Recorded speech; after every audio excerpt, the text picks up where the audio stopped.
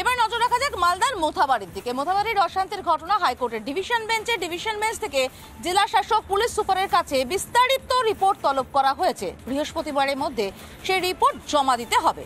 কিন্তু এরই মধ্যে রাজ্যের বিরোধী দলনেতা শুভেন্দু অধিকারী তিনি বলছেন এই ঘটনায় এনআইএ তদন্ত প্রয়োজন।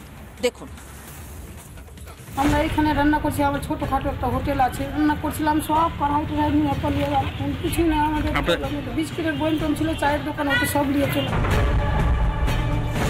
দোকান ভেঙেছে, চলেছে হামলা, অশান্তির আগুনে জ্বলছে মালদহের মোথাবাড়ি। আতঙ্কিত স্থানীয়রা। ভাঙিয়ে না, আমার দোকান আমি করে খেতে পারবো না, তোমরা ভাঙিয়ে রাখো। দিয়ে ভাঙলা, তারপরে ওখানে আমাদের ঢেরি লাগিয়ে দিল লোক এসে লাঠি দিয়ে, তাও কিছু ভেঙে দিয়েছে, আমাদের টালা ভেঙেছে। আজকে আমি ভয়েই আছি, আমরা ভয়েই আছি। কেন হামলা? কাদের মদতে অশান্তি? বিরোধী দলনেতার অভিযোগ পরিকল্পিতভাবেই হিন্দুদের টার্গেট করা হয়েছে। মোথাবাড়ির এখানে একদম সেম মডেল পুলিশের সামনে করছে। আগের দিন রাত্রে ফেসবুক লাইভ করে করছে, একটাই এসো, 3টায় বুঝে নেব, হিন্দু শূন্য করব, পুলিশ গুলি করতে পারবে না। এই যে কনফিডেন্স ওদের মধ্যে, লেবাননের মতো পতাকা নিয়ে করছে। এনআইএ এবং central force deployment check court করেছিল, এখানেও এনআইএ করা দরকার। এনআইএ ছাড়া এখানে সলিউশন হতে পারে।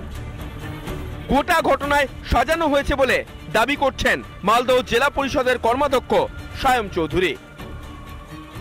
টোটাল ম্যাটারটাই সাজানো রটানো, ঠিক না?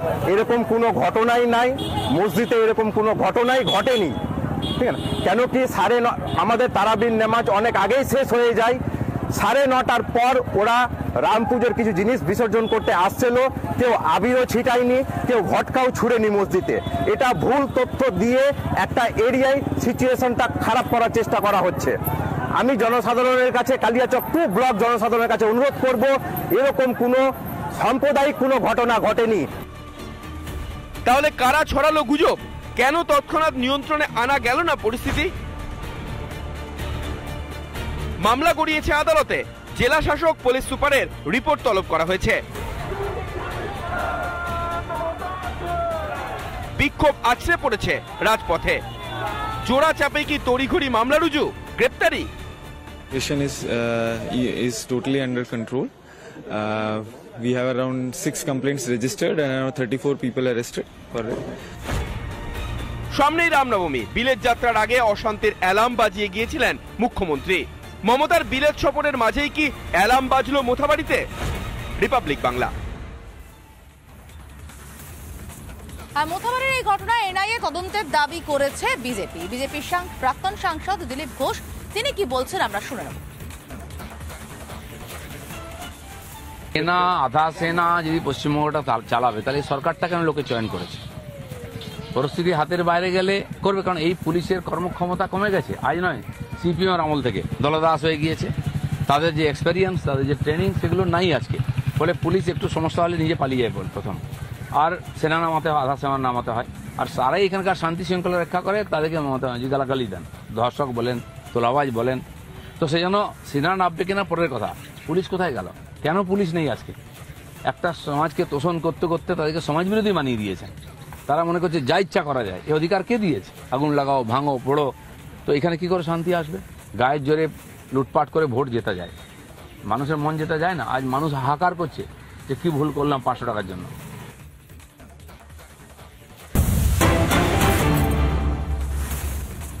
লন্ডনে যাওয়ার আগে মমতা বন্দ্যোপাধ্যায় ঘটা করে টাস্ক ফোর্স গঠন করে দিয়েছিলেন এবং বলেছিলেন এই টাস্ক ফোর্স তার অবর্তমানে শান্তি শৃঙ্খলা বজায় রাখবে, আইন শৃঙ্খলার দিকটা দেখে নেবে।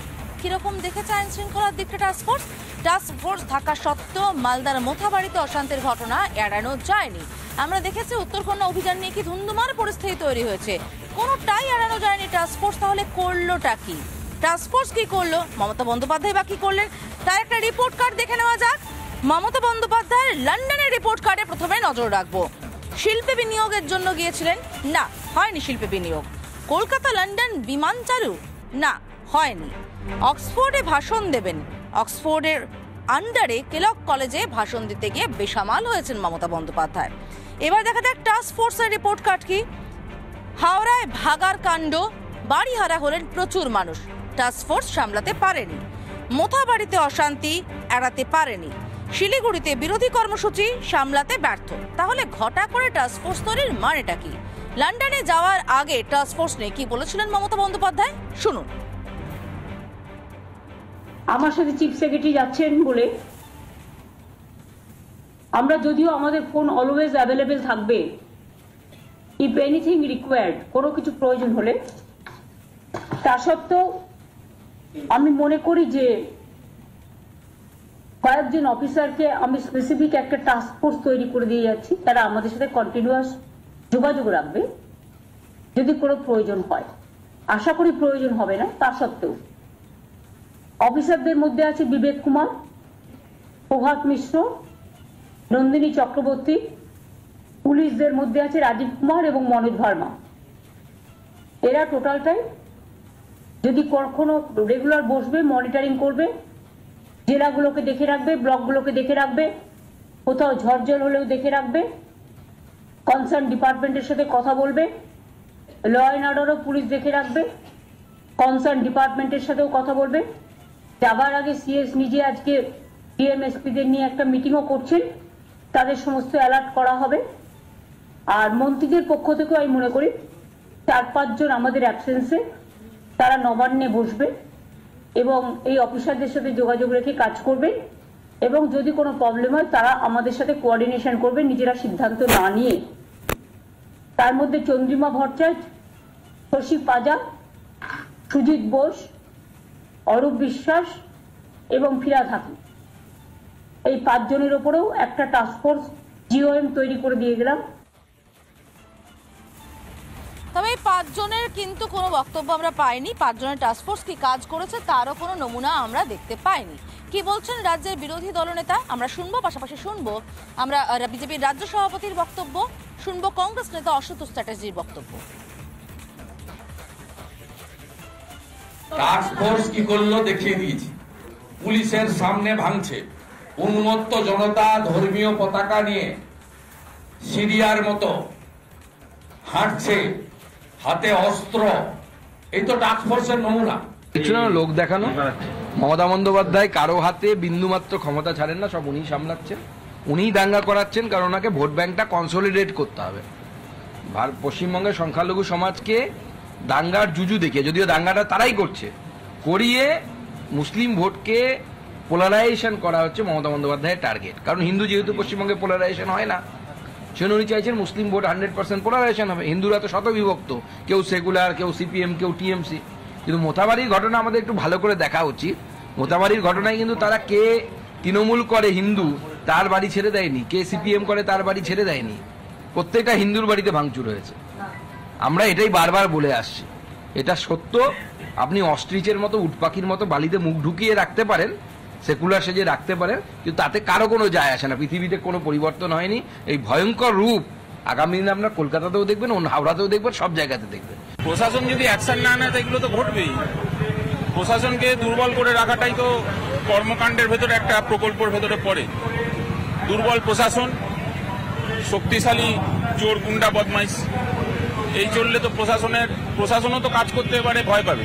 ফোর্স মানেই গঙ্গার পাড়ে বসে পিকনিক, এর বাইরে টাস্কফোর্সের কোনো কাজ নেই। বকেয়া প্রায় 4 লাখ টাকা, যে কারণে স্কুলের বিদ্যুৎ সংযোগ এবার বিচ্ছিন্ন করে দিল বিদ্যুৎ দফতর।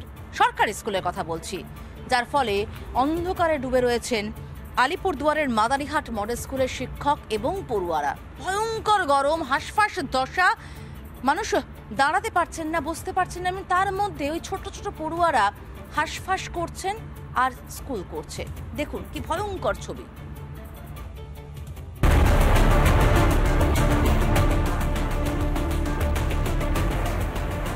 একে অসহ্য গরম, তার উপর নেই বিদ্যুৎ, ঘুরছে না সিলিং ফ্যান, নেই পানীয় জলও। এই ছবি আলিপুরদুয়ারের মাদারিহাট মডেল স্কুলের। প্রায় 3 দিন ধরে দুর্বিষহ অবস্থা। স্কুলে এসে ঘেমে নিয়ে একসা শিক্ষক থেকে ছাত্রছাত্রীরা। বর্তমানে কিন্তু কারেন্ট না থাকার জন্য কিন্তু সমস্যা পড়তে হচ্ছে এই মডেল স্কুলের ছাত্রছাত্রী থেকে শুরু করে বিদ্যালয়ের শিক্ষক শিক্ষিকাদের। কেন বিদ্যুৎ নেই স্কুলে? জানা গিয়েছে 9 করে স্কুলের কাছে বিদ্যুৎ দপ্তর পায় 3,89,000 টাকা। প্রায় 5 বছর ধরে বকেয়া থাকায় কেটে দেওয়া হয়েছে বিদ্যুতের লাইন। বছরে আমরা 10,000 টাকা মাত্র পাই, বিলটা যার জন্য জমা দিতে না পারার জন্য এই আউটস্ট্যান্ডিং বিল। 2018-এ চালু হয় স্কুল, তারপর থেকে জমতে থাকে বিদ্যুতের বিল। সমস্ত কাজ হচ্ছে কম্পিউটার বেসড। আমাদের আইসিটি প্রজেক্ট আছে, আইসিটি প্রজেক্টে কম্পিউটারের ক্লাস তো করতে পারছি না। এই অবস্থায় বিদ্যুৎ দপ্তরের দাবি শুধু স্কুল নয়, আরো বেশ কিছু সরকারি অফিসও বিল বাকি রাখছে। তাই বাধ্য হয়েই কঠোর সিদ্ধান্ত নিতে হয়েছে। যত সম্ভব তাড়াতাড়ি পেমেন্টটা করলে আমাদের ডিপার্টমেন্টের আর্থিক উন্নতি হবে। এর আগে উত্তর 24 পরগনার গাইঘাটাতেও ধরা পড়েছিল একই ছবি। প্রায় 36,000 টাকা বিল বকেয়া থাকায় BLLRO অফিসের লাইন কেটে দিয়েছিল বিদ্যুৎ দপ্তর। ধারাবাহিকভাবে এই সমস্যা সামনে আসতেই তীব্র আক্রমণ শানিয়েছে বিজেপি। সরকারি দপ্তর, কেন্দ্র থেকে টাকা আসছে, ট্যাক্স পাচ্ছে, কেন সরকার দেবে না? কেন কোম্পানিগুলো ক্ষতিতে যাবে? কেন তার জন্য খেসারত এখানকার মানুষকে দিতে হবে? কেন বকেয়া থাকছে বিদ্যুতের বিল? যে সরকার বিদ্যুতের দাম দিতে পারে না, সেই সরকারই কিনা ব্যস্ত দান খয়রাতিতে। আলিপুরদুয়ারের মাদারিহাট থেকে সুদীপ চ্যাটার্জির রিপোর্ট, রিপাবলিক বাংলা।